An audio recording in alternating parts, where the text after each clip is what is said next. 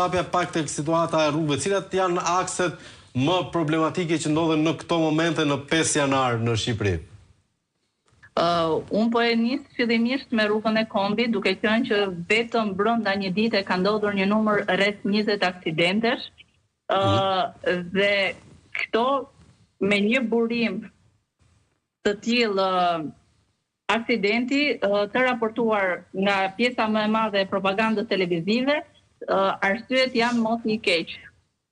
Në rrugën e Kombit, moti i keq nuk është të ndodh vetëm në këtë vit, nuk është i palajmëruar, temperaturat në ditët e para të fillimit të vitit janë të ditura që do të jenë të ulta, nuk është se janë surprizë, dhe megjithatë nuk u hodh prit, nuk u mor asnjë masë konkrete dhe nuk pati kurfar menaxhimi.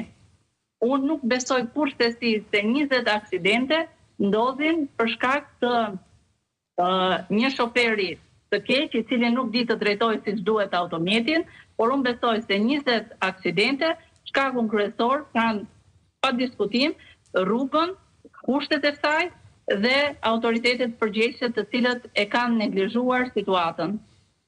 Dakor. Kemi pastaj, më fal. Po, patjetër, vazhdoni. Kemi pastaj aksin tjetër problematik, duke qenë që janë dhe deputete e qarkut Elbasanit, Nyen e Bradasheshit.